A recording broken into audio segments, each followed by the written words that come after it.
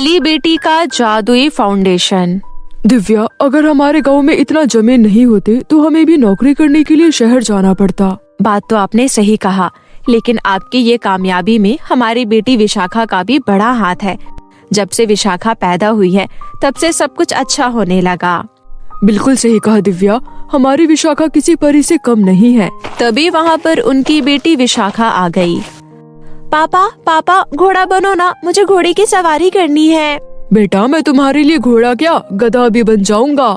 ऐसे ही दिन बीत गए और कुछ दिनों के बाद दिव्या एक बार फिर से गर्भवती हुई। दिव्या, लगता है ऊपर वाले हमसे बहुत खुश है। हमारी जिंदगी में एक और परी आने वाली है। तभी परी लोग की दो परियां आपस में बात कर रही थी।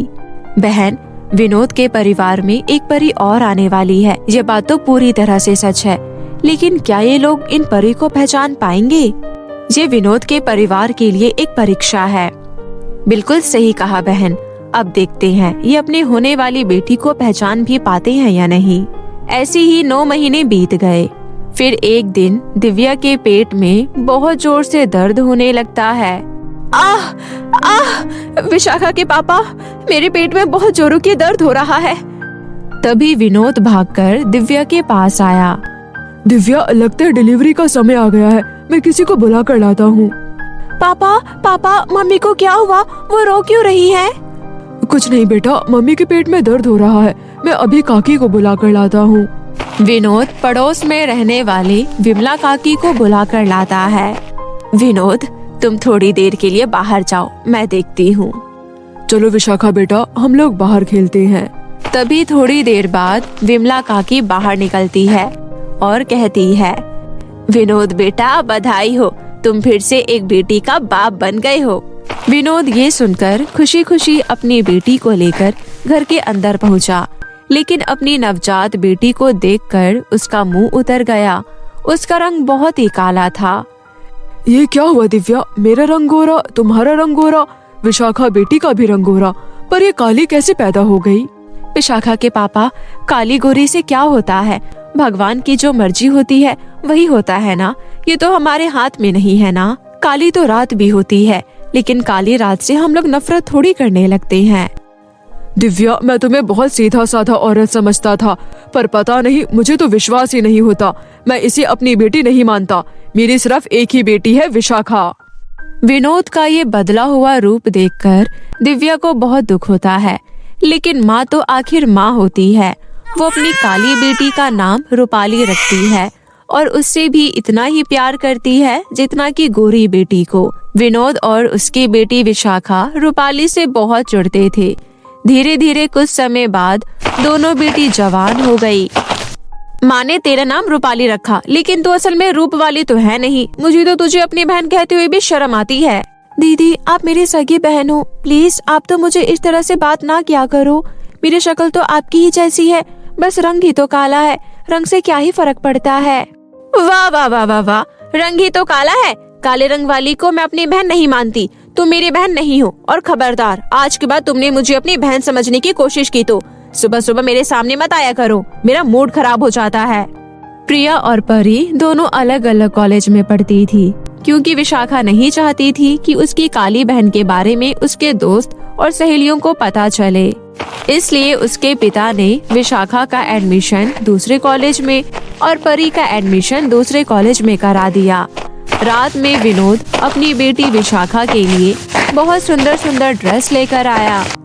विशाखा, देखो तुम्हारे पापा तुम्हारे लिए क्या लेकर आए हैं। अरे वाह पापा, कितनी सुंदर सुंदर ड्रेस है। तभी वहाँ पर रूपाली और उसकी माँ दिव्या आ गई। अरे वाह दीदी, ये ड्रेस तो आप पर बहुत सुंदर लगेंगी, एक बार आप पहन के दिखाइए ना। ज्यादा चापलूसी करने की कोई जरूरत नहीं है। मैं तेरे लिए कपड़े नहीं लेकर आया हूँ, अपनी बेटी विशाखा के लिए लेकर आया हूँ। पापा, मैं आज तक आपसे कभी कुछ मांगी ही नहीं। मैंने कब कहा ये मेरे कपड़े हैं? मैं तो अपनी बहन की खुशियों को देखकर ही खुश हो जाती हूँ। मैंने तुझे कितनी बार मना किया है, मुझे पापा मत बोला कर। पता नहीं किसकी औलाद है तू। तेरे ये काला खून मेरा तो नहीं हो सकता। देखिए, आप इस तरह से बार बार मुझ पर इल्जाम लगाना बंद करिए। मेरे चरित्र पर उंगली उठाने से पहले कम से कम एक बार अपने दिल से पूछ लीजिए, क्या मैं कभी ऐसा कर सकती हूँ? अगर तूने ऐसा कुछ नहीं किया तो इतनी काली बेटी तेरी कोख में आ कैसे गई? ऊपर वाले का शुक्रिया कर कि मैं तुम दोनों को इस घर में रहने दे रहा हूँ, वरना कब का निकाल कर बाहर फेंक चुका होता। खैर ये तू मैं करना तो रोज का काम था। ऐसे ही कुछ दिन और बीत जाते हैं। एक दिन रूपाली अकेली ही पास के गार्डन में कहीं घूम रही थी। तभी उसने एक प्यारा सा मोरनी को देखा। अरे वाह, कितनी सुंदर मोरनी है, जरा पास जाकर देखती हूँ। मोरनी घायल अवस्था में करहा रही थी। रूपाली ने उस मोरनी को उठाकर अपने गोद में लेकर घर ले आती है और घर में उसका मलहम पट्टी करके खूब सेवा करती है, जिससे मोरनी ठीक हो जाती है। दोनों को एक दूसरे से खूब दोस्ती भी हो जाती है। तभी एक दिन मोरनी रूपाली से कहती है, रूपाली तुम ऊपर से तो खुश रहती हो, लेकिन तुम्हारे अंदर मुझसे भी ज्यादा गहरे जख्म है। मैं तुम्हारी दोस्त हूँ, तुम मुझे बता सकती हो। मैं तुम्हें क्या बताऊँ, मेरा रंग काला होने की वजह से कोई भी मुझसे दोस्ती ही नहीं करना चाहता। यहाँ तक कि मेरे माता पिता मुझे अपनी बेटी भी नहीं मानते। मेरी खुद की बहन, वो भी मुझसे बहुत ही ज्यादा नफरत करती है। रूपाली, तुमने मेरे घाव को ठीक करके मेरी जिंदगी बचाई, तो मेरा भी फर्ज बनता है मैं तुम्हारे घाव को भर दूं। तुम मेरे घाव को नहीं भर सकती, क्योंकि मेरे घाव बहुत गहरे हैं। तभी मोरनी देखते ही देखते एक परी बन जाती है। परी को देखकर वो हैरान हो जाती है। मैं एक परी हूँ, मैं तुम्हें एक जादुई फाउंडेशन देती हूँ, जिसको लगाकर तुम दुनिया की सबसे खूबसूरत लड़की बन जाओगी। लेकिन तुम एक बात याद रखना, अमावस्या के दिन उस काली रात को तुम घर के बाहर मत निकलना, वरना फिर से तुम्हारा रंग काला पड़ जाएगा। इतना कहकर वो परी गायब हो जाती है। लेकिन ये सब चुपके से उसकी बहन विशाखा सुन लेती है। वो तुरंत ही रूपाली के कमरे में पहुंच जाती है। रूपाली, तुम मेरी बहन हो ना, थोड़ा सा फाउंडेशन मुझे भी दे दो प्लीज। रूपाली का दिल बहुत बड़ा था। उसने थोड़ा सा फाउंडेशन निकाल कर विशाखा को भी दे दिया। अगले दिन परी बहुत गोरी और सुंदर हो जाती है, बिल्कुल चांद की तरह, जिसे देखकर उसकी माँ दिव्या और पिता विनोद हैरान रह गए। दिव्या, तेरी बेटी को क्या हो गया? कल तक तो ये काली थी, अचानक इतनी सुंदर और गोरी कैसे हो गई? परमात्मा को लगा होगा इसके काले रंग से हर कोई इससे नफरत करता है, इसलिए शायद मेरी बेटी का रंग भी गोरा कर दिया।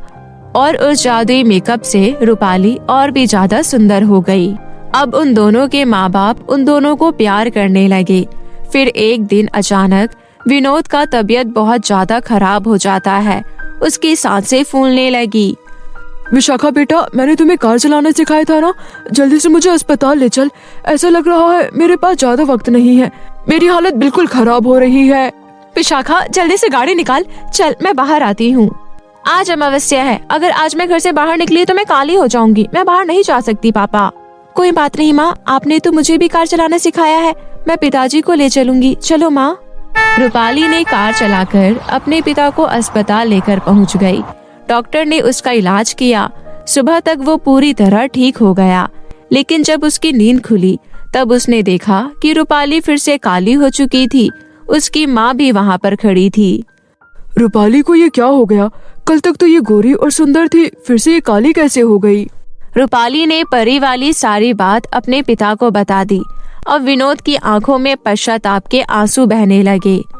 इसका मतलब सिर्फ काली हो जाने की वजह से विशाखा ने मुझे अस्पताल नहीं लेकर आई।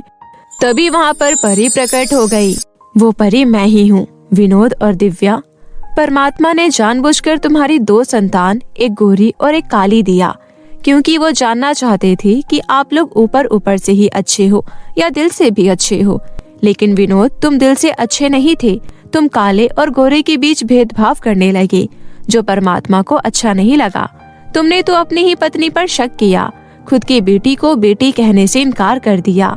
आज से परी बिल्कुल गोरी हो जाएगी, वहीं तुम और विशाखा जीवन भर काले रंग के साथ जियोगे। अब विनोद और विशाखा काला हो गए। तभी विनोद को अपनी गलती का एहसास हो गया, लेकिन अब सभी लोग खुशी खुशी एक साथ रहने लगते हैं।